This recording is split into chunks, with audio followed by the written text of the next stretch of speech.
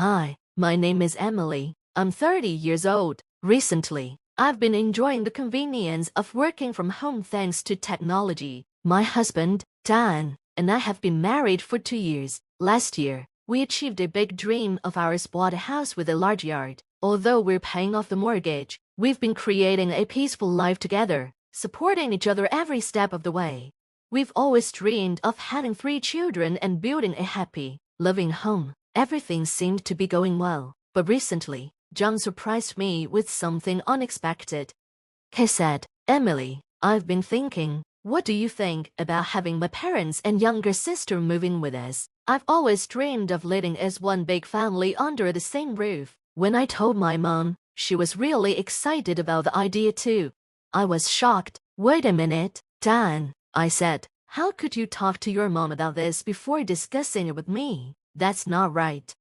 His suggestion left me feeling confused and unsure of what to say. John really respects his mom and often puts her opinions above mine, which can be frustrating.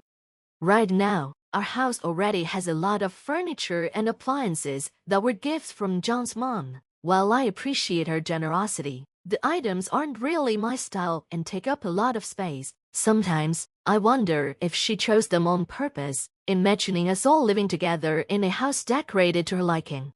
I'm also worried about John's sister, Jessica, moving in. She's 25, 5 years younger than me, and doesn't work. She dropped out of college and spends her days at home. It seems like she's been spoiled her whole life, and even her parents struggle to handle her.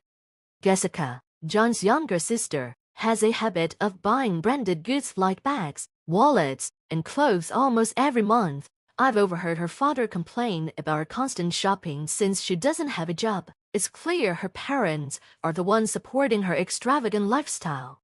The thought of living with people like this makes me anxious. I deeply value the peaceful life John and I have built together and don't want it to change. I'd asked John if I could have some time to think this over. I've just suggested to working from home, and I believe that living with more people would create more situations where we'd have to constantly compromise. To maintain a good relationship, I feel it's important to have our own space.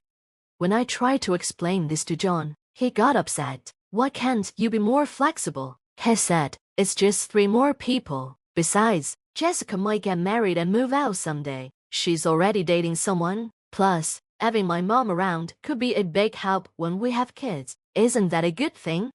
I could tell from past experiences that it would be hard to change his mind. I feel like he's the one who isn't being flexible. I wish he'd reconsider why we bought this house in the first place, but instead, he kept going.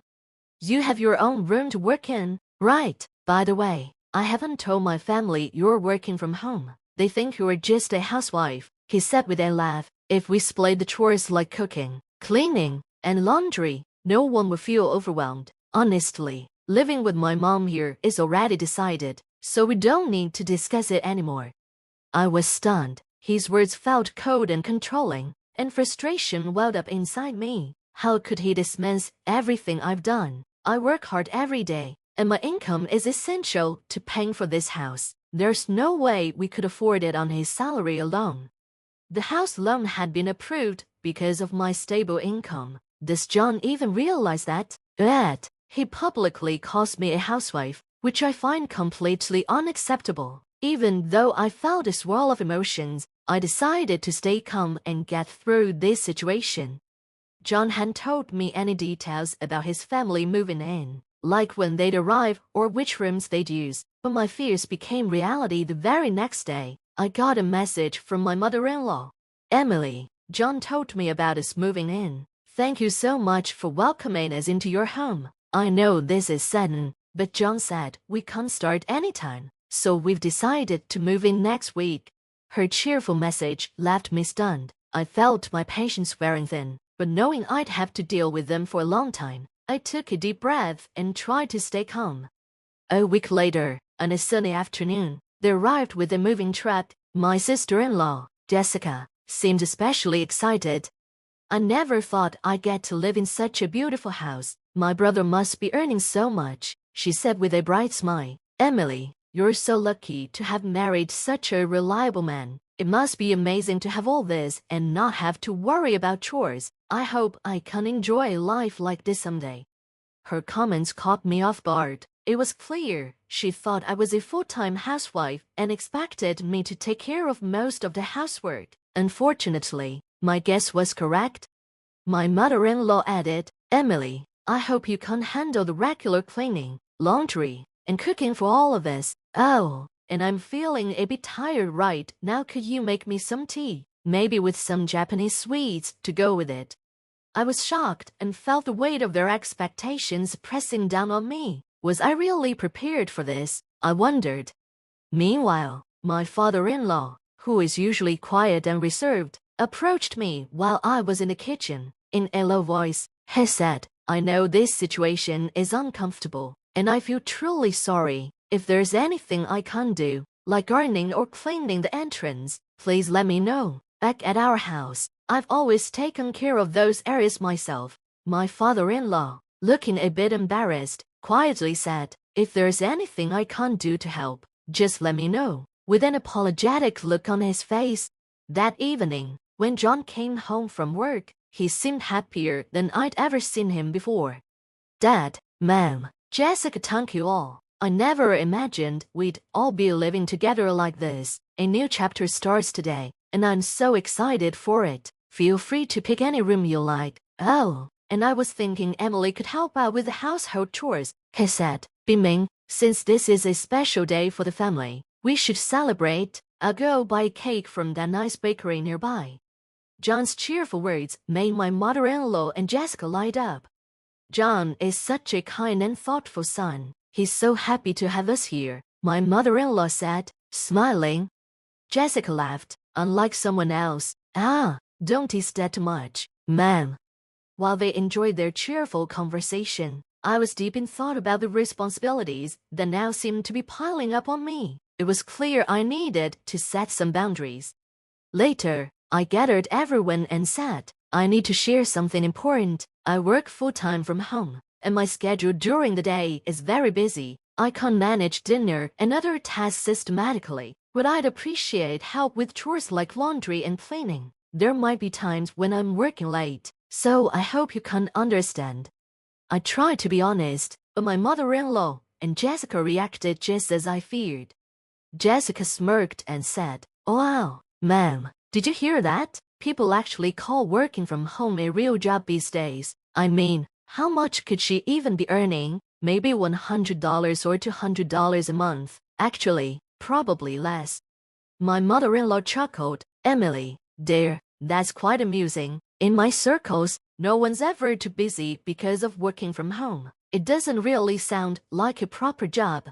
When they laughed and pointed at me after I explained my work from home schedule, I felt really uncomfortable. It seemed outdated to think that working from home wasn't common anymore. But here we were. Later, when John came in holding a fruit-filled cake, my mother-in-law went straight to him. "Hey, Dan, Emily just said she's too busy with her work-from-home job to help us with chores. I'm surprised she thinks this way, especially as a new bride," she said. I thought John understood my work and how much I earned, so I expected him to support me, but his reaction was completely different. "Emily is really something else," he said. "She's not considerate at all and always relies on me. She doesn't even earn much but talks so confidently. I expected her to help with the chores, like my mom does. I can't believe she's already trying to avoid them. That's not okay." I was shocked by his words. My mother-in-law and sister-in-law nodded along, making it seem like they were right. I sighed deeply, feeling discouraged about living with this family every day. Meanwhile, my father-in-law quietly finished his meal and went back to his room without saying anything. Later, as John, his mom, and his sister were laughing and drinking in the living room, John turned to me with a smile and said, "Hey, housemaid, we're running low on alcohol. Can you get some more? And we need snacks to make something quick, or just run to the store and buy some." Hearing this while they relaxed and enjoyed themselves left me completely drained. The thought of living like this made me feel exhausted, and for the first time, I seriously thought about divorce. A few hours later, when John passed out on the sofa, His mother and sister kept chatting happily. It looked like they had no plans to stop anytime soon. As I started clearing the table, I spoke up. I'm going to clean up a bit. I'll start with the plates. Let me know if you need anything. My mother-in-law turned to me. Her interest suddenly piqued. By the way, Emily, this work-from-home job you're doing, does it actually bring in a good income? John mentioned it briefly earlier, she asked. My mother-in-law leaned in with a curious look and said, "You're our daughter-in-law now, but are you really making a six-figure salary? If that's true, maybe you could share some of your blessings with us." I felt a chill as I realized she might be scheming something about my income. The thought of them knowing my real earnings terrified me. 6 figures? There's no way I earn that much. Where did you hear such a thing? I replied, trying to downplay it. My mother-in-law smiled, clearly not buying it. "Emily, I might have misunderstood your situation. Honestly, I thought you might be struggling a bit. But now I'm curious, how much do you actually make? Is it around $900 a month? Or maybe closer to $1,800? Surprised, I responded, "No, it's actually about $720. I forced a small, weak smile, deciding it was better to hide my real income. Then I added lightly, "As you said, work-from-home jobs aren't exactly big earners these days." My mother-in-law and sister-in-law both burst into laughter. Jessica smirked. "See, I told you, these work-from-home jobs don't pay much." John must have been exaggerating after a few drinks, claiming she makes 6 figures. She chuckled and continued, "John's always been bad with numbers. Back in school, he couldn't pass a math test without extra classes." I felt uneasy, wondering how much John had actually shared about my finances. Before I could ask, my mother-in-law suddenly stood up, left the room, and came back with a heavy suitcase. Her face was stern as she looked at me coldly. "You're not fulfilling your duties as a daughter-in-law in this house," she declared. Then, harshly, she added, "With such a low income, do you really think you're fit to be part of this family? You should leave this house immediately." I frowned, shocked. This was completely unexpected, and I didn't know how to respond. After a moment, I managed to speak. "Mother-in-law, please wait a moment. This is my and John's house. Why should I be the one to leave?" As I questioned her, Dan, who had been sound asleep, began to wake up, rubbing his eyes, still groggy. He said, "Why are you going against what my mother says? I've told you many times not to do that." He looked at me coldly, then added with a faint smile, "If you're going to cause problems, maybe it's best for you to leave this house." His words cut through me like ice, and my heart sank. That was it. I realized I couldn't stay with this family any longer. In my mind, I resolved, I'll leave on my own terms and never look back. They won't hear from me again. "Understood," I said calmly. "I'll leave the room. Please give me a moment to pack my things." I started gathering my belongings, while my mother-in-law and sister-in-law looked on with smug satisfaction. "This is unexpected," my mother-in-law said proudly. "I thought it would take months, maybe even a year, but she's leaving already. Once John fully understands, he'll see things our way too." She made sure to say this loud enough for me to hear, making her intentions crystal clear. They had planned to drive me out all along. That same day, I left and went back to my parents' home. I told them I planned to move out as soon as I found my own place, and that I was divorcing John. At first, my parents were shocked, but after I explained everything, my dad said firmly, "Divorcing him is the right decision. You don't need a husband or a family like that." I knew my mother-in-law's arrogance wouldn't last. I was confident she'd come crying to me soon enough. Sure enough, just 1 week after the divorce was finalized, my phone rang non-stop. It was her. When I finally answered, she was frantic. "What's going on? The monthly mortgage payment is $33,000, but John's take-home pay is only $1,300. How are we supposed to manage this?" I thought to myself, she's finally realized the truth, but I had no intention of helping her. "Mother-in-law," I said calmly, "it seems you didn't know everything. John's actual take-home pay is $1,300, and he also has a serious debt problem. He got into gambling and still owes $1 $1,000 a month in repayments. I've been covering those debts throughout our marriage. I explained how I had financially supported John and shouldered his burdens. When we finalized the divorce, we documented everything including the agreement about who was responsible for his deaths and both of us had signed it. I had prepared for this exact situation, and now that it had come, I felt nothing but relief. Her face grew more and more troubled as she spoke. We just can't afford to pay all this back mortgage. Our daily expenses is too much. What should we do? Emily, you might not know, but Jessica has a serious debt problem. Her father and I have been secretly covering it for years. It would take more than 10 years to repay everything. She sounded desperate, and I could see tears forming in her eyes. Wanting to understand, I asked, what happened? She took a deep breath and explained. Jessica made a terrible mistake in the past. She got involved with a married man, and because of that, the man's wife demanded hefty compensation 3 times. In fact, it added up to about $90,000 in debt. She paused before continuing. Our family couldn't leave her alone to deal with it, so we brought her back home. That's the reason for all this. Looking directly at me, she pleaded, please help us. We know we've made mistakes, and we're truly sorry. If John understands how you feel and wants to live with you again, I hope you can support him. Would you consider helping us? She asked, her voice trembling.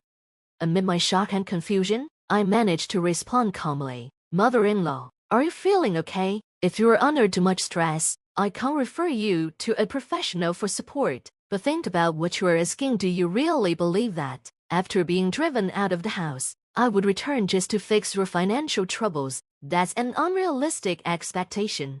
I continued firmly. I understand you're in a difficult situation, but shouldn't you explore other solutions? Work harder, ask relatives or friends for help, or even sell the house or belongings if needed. Turning to me, someone you've cut ties with, is not only unreasonable but also incredibly presumptuous. To be clear, do not expect any financial help from me. I would appreciate it if you stopped contacting me entirely. Goodbye. With that, I ended the call. As expected, my mother-in-law was persistent. The phone kept ringing non-stop. Frustrated by her relentless attempts, I set my phone to block all calls from her. Apologies from John and Jessica soon followed, but I ignored them as well, blocking their numbers too. To make a statement, I sent John a photo of myself enjoying the breathtaking night view from the top floor of my new luxury apartment, a glass of wine in hand. Along with the photo, I wrote a simple message. I firmly believe that you and your family should face the consequences of underestimating me.